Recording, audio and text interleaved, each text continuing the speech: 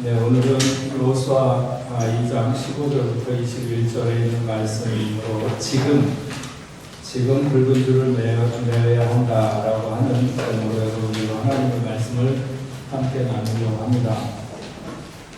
몇 년 전쯤인지는 잘 기억하지 못하겠지만 오늘 본문으로 제가 붉은 줄을 매라 이런 제목으로 말씀을 전한 적이 있습니다. 붉은 줄을 맨다고 하는 신앙적 행위가 워낙 중요한 것이기 때문에 일정한 시간마다 반복적으로 전해져야 된다고 생각하지만 그렇다고 해서 제가 그때 했던 말씀을 오늘 반복하려고 하는 것은 아닙니다. 그때 전달되었던 말씀은 제가 찾아보지도 않았고 오늘 말씀은 붉은 줄을 맨다고 하는 것보다는 지금 붉은 줄을 매어야 한다고 하는 것에 좀 더 초점을 맞춰서 여러분들과 은혜를 나누고자 하는 것입니다.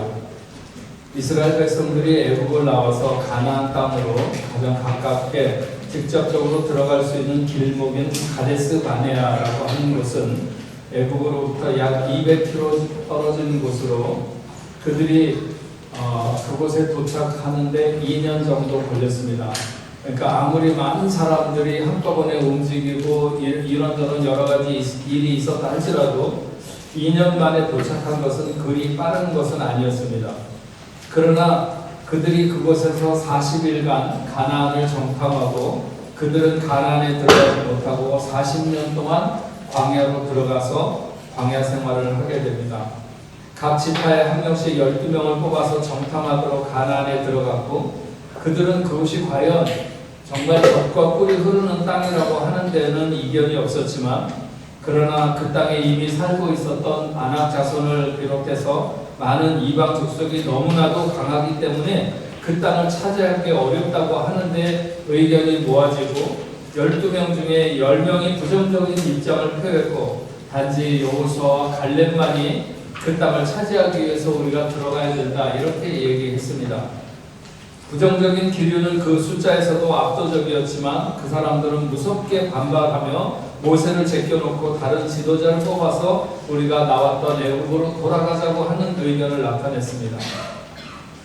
하나님은 그들을 애굽에서 데려 나오기 위해서 그렇게 많은 이적들을 행하시며 그들을 애굽에서 데리고 나왔는데 그것을 후회하실 만큼 그들은 하나님을 실망시켰습니다.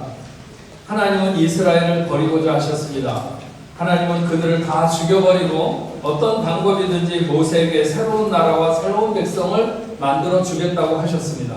그러나 모세는 하나님의 자비를 구했고 만약 하나님이 그렇게 하시지 않으면 하나님이 능력이 없어 그 백성을 애굽에서 이끌어내기는 했지만 가나안 땅에 인도하지 못하고 광야에서 다 죽였다고 하지 않겠느냐며 매달려서 하나님의 용서를 이끌어내게 되고 대신 그들은 가나안을 정탐한 40일을 하루에 1년치씩 쳐서 40년간 광야 생활을 하게 됩니다. 그렇게 믿음 없이 부정적인 입장에 섰던 사람들은 모두 광야를 지나는 그 40년 동안에 자기의 무덤을 광야에 만들 수밖에 없었습니다. 그들은 광야 생활을 끝내고 이제 요단 동편에 있는 헤스본 왕 시혼과 바산 왕 옥을 쳐서 이기고 이제 요단강을 건너면 그들은 드디어 약속의 땅, 축복의 땅 가나안에 입성하는 시간을 앞에 두고 있게 된 것입니다. 여기서 여호수아는 두 사람의 정탐꾼을 다시 선정해서 요단을 건너 첫 성인 여리고로 들여보내게 됩니다. 38년 전 12명의 정탐꾼을 들여보냈다가 그 중에 10명의 부정적인 도구로 그들이 광야를 돌았던 것이 아마도 여호수아에게나 아니면 다른 사람들에게 기억났을 것입니다. 그때는 각 지파에 한 명씩 대표로 뽑혔습니다. 여러분, 하나님의 일은 누가 대표가 되어야 하는가 하는 것에 대해서 분명히 보여준다고 봅니다. 믿음 없으면 하나님의 일에는 그 어떤 사람도 대표가 되어서는 안 됩니다. 그러면 모두를 죽이는 길로 이끌 수 있기 때문입니다. 교회 공동체는 대부분 일들을 민주적인 절차에 따라서 좀 더 많은 사람들의 의견이 반영되도록 이렇게 운영해야 됩니다. 그러나 정말 어떤 중요한 결정에는 소수라도 믿음의 결정이 필요한 시간이 있는 것입니다. 만약 그것을 놓치면 그 공동체는 무너지게 되는 것이죠. 여호수아는 얼마나 많은 사람이 정탐에 참여하는가, 아니면 얼마나 가치판을 공정하게 대표할 수 있는 사람들을 고르게 포함시키는가 하는 것이 그다지 중요하지 않다는 것을 이미 일찍이 알고 있었습니다. 그때 가데스 바네아에서 자기와 갈렙 같은 사람들만 있었다면 그들은 38년 동안 광야 생활을 하지 아니하고 이미 가나안을 정복할 수 있었을 것이라고 하는 것을 알고 있었습니다. 그래서 이번에는 믿음 없는 대표를 상징했던 10명을 제외한 2명의 정탐꾼을 보내면서 그 땅을 들어가도 되는지 안 되는지가 아니라 그 땅을 차지하기 위한 전략적 의미에서 정탐꾼을 들여보내고 있는 것입니다. 그 두 사람이 그렇게 들어가서 어떻게 라합이라고 하는 기생의 집에 들어갔는지에 대해서는 잘 밝히고 있지 않습니다. 하지만 그들이 이스라엘을 대표한 정탐꾼으로 그 집을 찾아들었을 때는 분명히 하나님 앞에 그 뜻을 물었을 것이고 어떤 방법이든지 하나님이 라합의 집을 지정했을 거라고 하는 것입니다. 아브라함이 자기 아들 이삭을 위하여 신부를 구할 때 자기 밑에 있던 신실한 종을 하나 불러서 그 일을 일임하게 되죠. 그때 그 종은 자기 주인의 고향으로 가서 누구인가를 만나기 전에 하나님 앞에 기도하고 하나님의 뜻을 구별할 수 있는 방법을 말한 후에 그는 리브가를 만나게 되는 것을 알 수 있습니다. 틀림없이 가나안에 들어간 2명의 정탐꾼들도 하나님께 그런 은혜를 구하고 분명하게 응답을 받아서 라합의 집에 들어가게 되었을 것입니다. 당시의 여리고는 이스라엘의 움직임 때문에 초긴장 상태에 있었음이 분명합니다. 그러니까 누군가 정탐꾼 같은 사람이 나타날지도 모른다고 하는 그런 긴장감이 있었기 때문에 행색이 다른 두 사람을 눈여겨보았을 것이고 그들이 기생 라합의 집에 들어가는 것을 보았고 단지 그것으로 그치는 것이 아니라 신속하게 그 소식이 그 왕에게까지 전달된 것입니다. 왕은 지체하지 않고 사람들을 보냈고 왕의 명령을 받은 사람들은 지체 없이 그 집에 들이닥쳤습니다.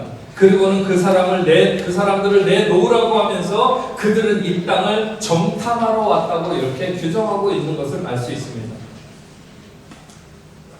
언젠가 제가 이 본문으로 설교를 할 때 기생 라합이 자기 집을 거쳐가며 풀어놓는 사람들의 말을 가볍게 듣지 않았고 뭔가 붙잡거나 새겨야 할 말들을 새겨 들었다고 하는 이야기를 제가 했던 것 같습니다.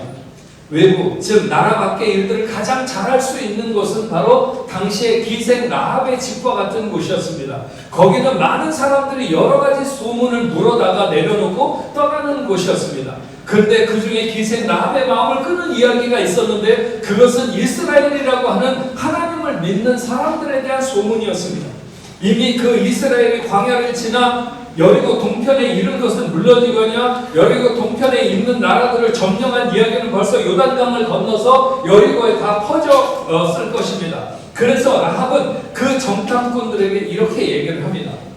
여호와께서 이 땅을 너희에게 주신 줄을 내가 아노라. 우리가 심히 두려워하고 이 땅 주민들이 다 너희 앞에서 간담이 녹나니 이는 너희가 애굽에서 나올 때 여호와께서 너희 앞에서 홍해 물을 마르게 하신 일과 너희가 요단 저쪽에 있는 아모리 사람의 두 왕 시온과 옥에게 행한 일 곧 그들을 전멸시킨 일을 우리가 들었음입니다.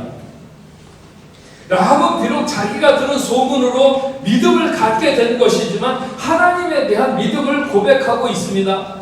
너희의 하나님 여호와는 위로는 하늘에서도 아래로는 땅에서도 하나님이시니라.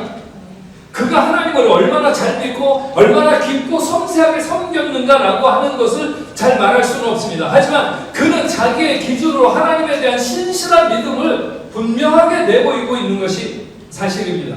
그러면서 자기가 당신들을 선대했으니 너희도 내 아버지 집을 선대하도록 여호와로 내게 맹세하고 내게 증표를 내라. 비록 그가 술을 팔면서 몸도 파는 기생이었는지는 모르겠지만 무엇이 그들의 미래를 열어줄 수 있는지에 대한 통찰력을 가진 것이 분명합니다.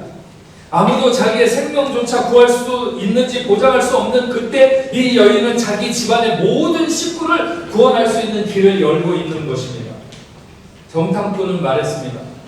만약 우리를 찾는 사람들에게 우리가 여기 머문다는 것을 이야기하지 않는다면 자기들의 목숨을 걸고 너희를 살릴 것이며 여호와께서 우리에게 이 땅을 주실 때에 인자하고 진실하게 너를 대우하리라.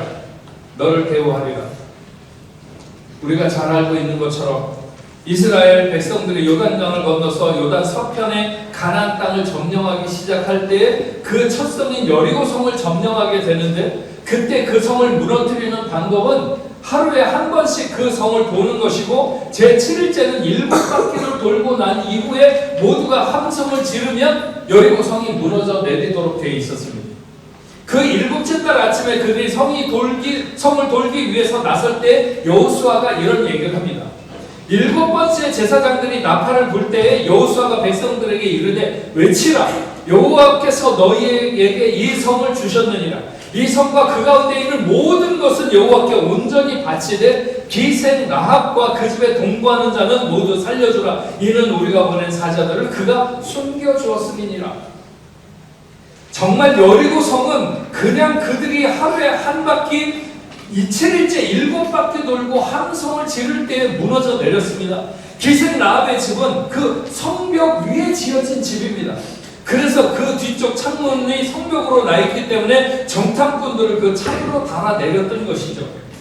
여호수아가 기생 라합의 집에 사람들을 모두 살려주라고 하는 명령이 있기도 했지만, 여리고 성벽이 무너질 때 정말 희한하게 기생 라합의 집이 있는 그 성벽만 남겨놓고 무너졌을 것입니다. 여러분 성벽 알죠? 우리 교회가 꼭 성벽 비슷하게 생겼는데, 이렇게 아주 큰 돌로 이렇게 돼 있습니다. 예루살렘이든지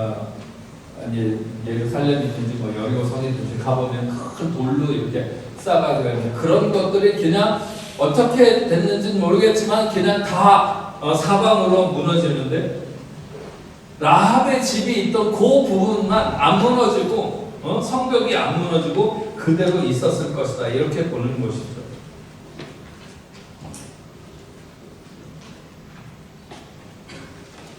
이것이 바로 하나님이 지키시는 역사가 아니면 무엇이겠습니까?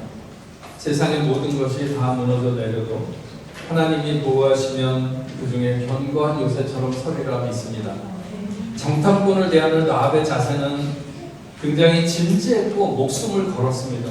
만약 자기의 행위가 발각되면 결코 자기 혼자 목숨을 잃는 것으로 끝나지 않을 일이었습니다. 그러나 라합은 정말 목숨을 걸어야 할 일에 목숨을 건 것이죠. 세상에 가장 불쌍한 사람은, 제가 생각하기에 적어도 세상에 가장 불쌍한 사람은 신앙을 진지하게 생각하지 않는 사람들입니다. 세상 모든 것을 다 설렁설렁, 이거 제 기준입니다만 설렁설렁 해도 괜찮다. 아니, 제가 이렇게 말하는 거 싫어하는 분들이 있을지도 모릅니다. 매사에 진지해야 되고 매사에 최선을 다해야 되는 것 아니냐, 어떤 성실한 사람은 그렇게 말할 수 있습니다. 하지만 세상 모든 것을 빈틈없이 하고 최선의 노력을 다 해도 신앙에 진지하지 못하면 그것은 아무것도 아니라고 하는 것입니다. 신앙생활만큼은 그렇게 해서는 안 되는 것입니다. 그것을 가장 잘 보여주는 것이 바로 라합입니다. 그는 자기가 믿는 바를 위해서 목숨을 걸었고 그것이 완성되는 일에 진심으로 협력하는 자세를 가졌습니다. 신앙은 항상 이렇듯이 진지해야 되고 진실해야 하는 것입니다. 왕이 보낸 사람들을 돌려보낼 때 라합은 이미 그 땅의 세력과는 손을 끊었습니다. 라합은 정탐꾼들을 창문으로 달아내리며 말합니다. 잘못하면 뒤쫓는 사람들이 너희와 마주칠 수 있다. 그러니 산으로 가서 거기서 사흘 동안 숨어있다가 뒤쫓는 자들이 돌아간 후에야 너희 길을 갈지니라.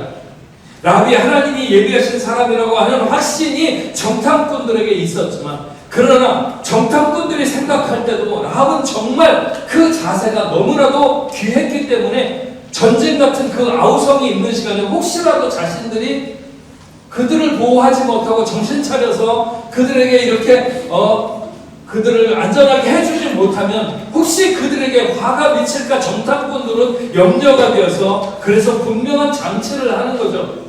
오늘 본문은 그것을 이렇게 말하고 있습니다.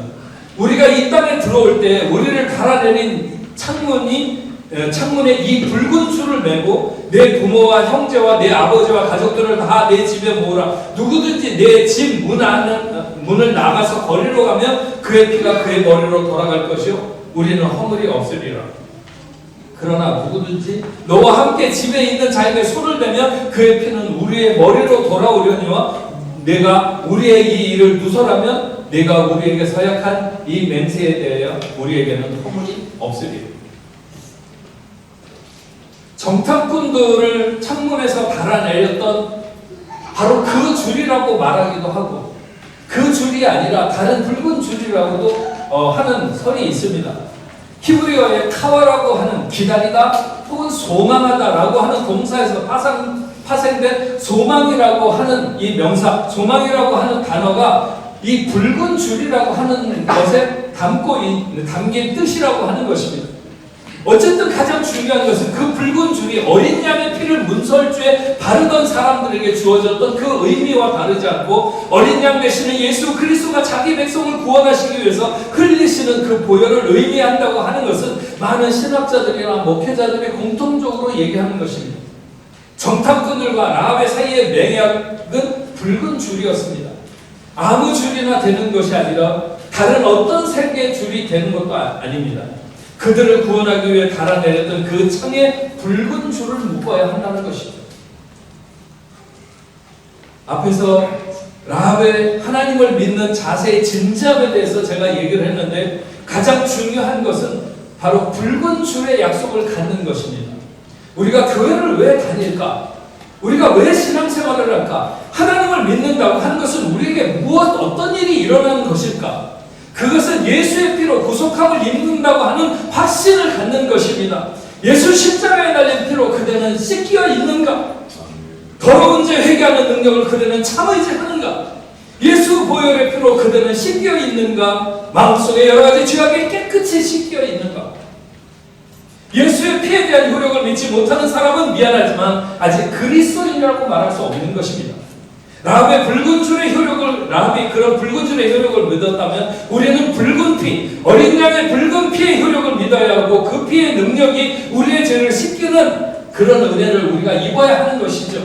아멘. 우리가 아직 죄인 되었을 때 그리스도께서 우리를 위하여 죽으심으로 우리에게 대한 자기의 사랑을 확증한 그 사랑에 대한 믿음을 갖는 것이 바로 예수를 믿는 사람들입니다.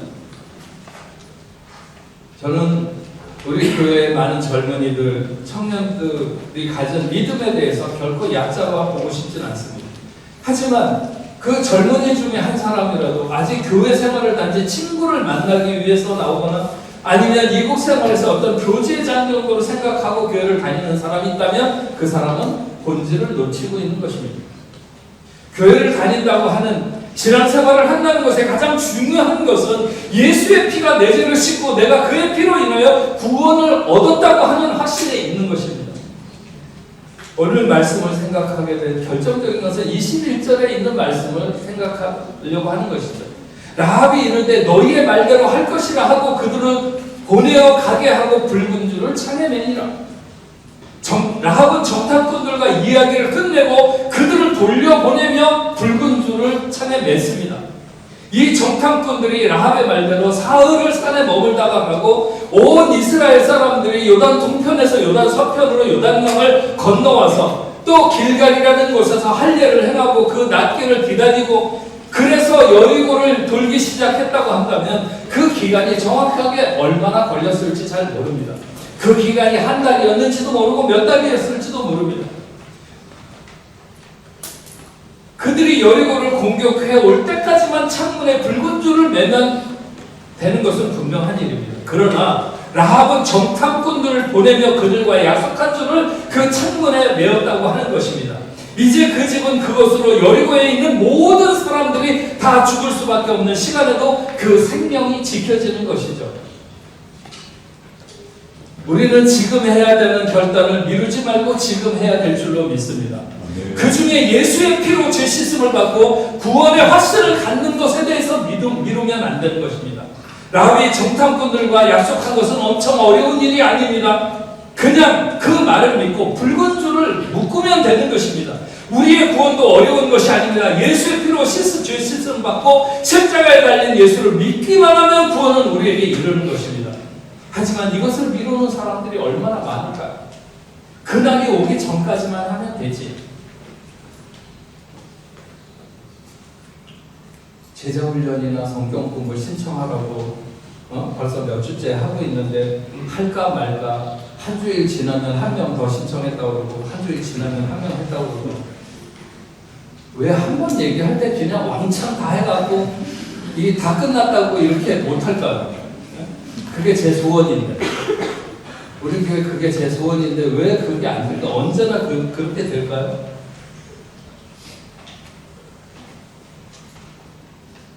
9월에 해도 되겠지. 10월에 하는데 9월에 가서 해도 그래도 좋다고 목사님은 하라고 그럴까요? 저를 다 읽고 있는 거죠. 하지만 오늘 라합에서 배워야 하는 것은 질금 붉은 줄을 매는 자세입니다. 라합도 이스라엘 군사들이 보이기 시작하는 시간까지만 붉은 줄을 매도 된다는 것을 알고 있었을 것입니다. 그러나 그는 정탐꾼들과 약속을 하며 돌아서면서 바로 그 창문에 붉은 줄을 맸습니다. 내일은 우리의 날이 아니라는 말이 있죠. 오늘 내가 선택하고 오늘 내가 결정하는 곳에 하나님의 은혜를 부으실 줄로 믿습니다. 아멘. 여러분, 사실은 제가 이렇게 말하면서도 속으로 많이 찔리는 것은 저는 좀 진취적으로 앞으로 나아가는 사람이기보다는 상당히 망설이고 주저하는 타입입니다. 우리 부목사님 중에 문목사님은 항상 앞에 있는 일을 당겨서 하려고 하는 거예요. 처음에는 그게 제게 좀 불편했어요. 네. 뭘 자꾸 이렇게 하면은 아직 2달 남은 거를 그거 해야 된다 하면은 바로 그날 설교 본문을 달라고 하고 뭐 제목을 달라고 하고 그렇지만 저는 그게 맞다고 생각이 듭니다. 예. 저처럼 그렇게 석양에 바쁜 사람들, 뭔가를 이렇게 뒤로 미뤄두고 있는 사람들, 그 중에는 지금 붉은 줄을 매야 되는 순간을 뒤로 미루고 언젠가는 이스라엘의 턱 밑에까지, 여리고 성 밑에까지 올 때 그때까지만 붉은 줄을 매면 된다는 것을 우리는 오늘 라합의 자세를 보면서 배워야 되고 바꿔야 됩니다. 이것이 바로 생명적인 삶을 사는 것이라고 저는 분명히 말하고 싶습니다. 아멘. 여러분, 마태복음 1장 5절에 보면 이런 기록이 있습니다. 살므온은 라합에게서 보아스를 낳고 보아스는 루색에서 오벳을 낳고 오벳은 이새를 낳고 이새는 다윗 왕을 낳으니라. 여기서 말하는 라합이 바로 오늘 본문에 나오는 바로 그 라합인 것이 분명합니다.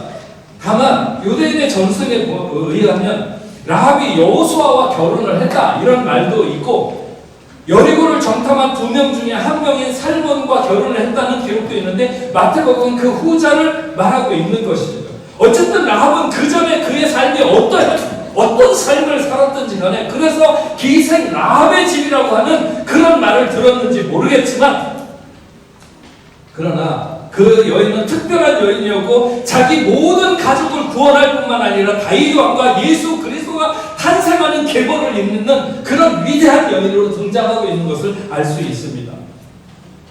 지금 붉은 줄을 묶는 자에게 하나님은 동일한 은혜를 베푸실 줄로 믿습니다. 아멘. 우리는 뭘 지금 결정해야 되고 뭘 지금 믿어야 되고 뭘 지금 해야 되는데 그걸 안 하고 미뤄두고 있을까요? 우리 각자에게 하나님이 오늘 이 시간에 말씀하는 게 뭘까요? 여러분들이 결단하기를 원하시는 오늘 예배에 함께한 여러분 모두 하나님 앞에 지금 믿어야 되고 지금 결단해야 되고 지금 바꿔야 될 일을 미루지 않고 생명적인 결단을 할 수 있는 여러분 다 될 수 있기를 주의 이름으로 축원합니다. 같이 찬양하겠습니다. 비전입니다. 우리 보좌 앞에 모였네. 함께 주를 찬양하며 하나님의 사랑 그 아들 주셨네. 그의 피로 우린 구원받았네. 십자가에서 쏟으신 그 사랑 강같이 온 땅에 흘러 각 나라와 족속 백성 가운데서 구원받고 주 경배드리니 구원하심이 보좌에 앉으신 우리 하나님과 어린 양께 있도다. 구원하심이 보좌에 앉으신 우리 하나님과 어린 양께 있도다. 오늘 말씀을 생각하면서 우리 같이 찬양하겠습니다.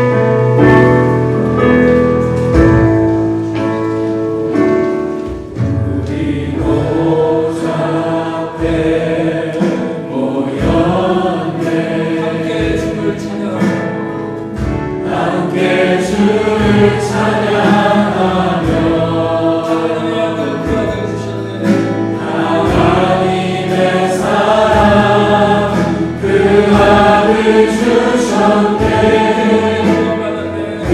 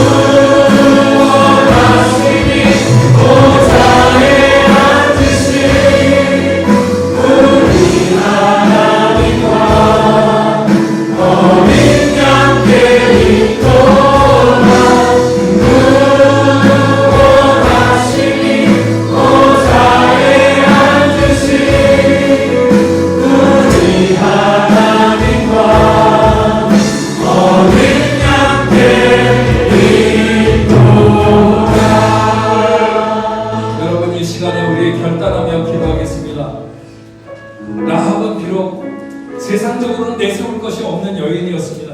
그래도 하나님 앞에 그가 결단하고 그랬을 때 하나님께서 그에게 놀라운 구원의 역사를 주셨을 뿐만 아니라 정말 다윗과 예수 그리스도가 탄생하는 그 위대한 계보에 속하게 된 것처럼 오늘 이 시간에 우리도 보잘것없고 연약하고 부족해도 하나님 앞에 결단하면, 만약에 라합처럼 붉은 줄을 매는 결단을 지금 한다면 하나님은 우리에게 은혜를 내리실 것이며 우리를 능력의 장중에 붙들어서 쓰실 줄로 믿습니다. 하나님, 내가 그렇게 하나님 앞에 서서 살아가기를 원합니다. 결단하며 그렇게 가겠습니다. 이 시간에 마음에 결단하시면서 우리 주여 한번 외치고 다같이 기도하겠습니다.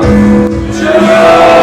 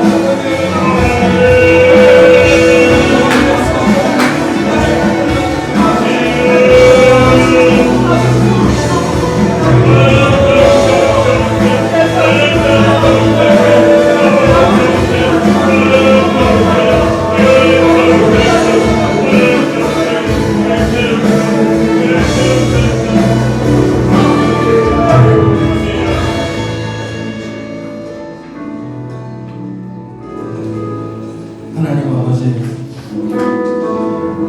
이스라엘 백성들이 약속하신 가나안 땅을 차지하는 것은 정말 아브라함 때부터 그 백성에게 약속하신 것이죠.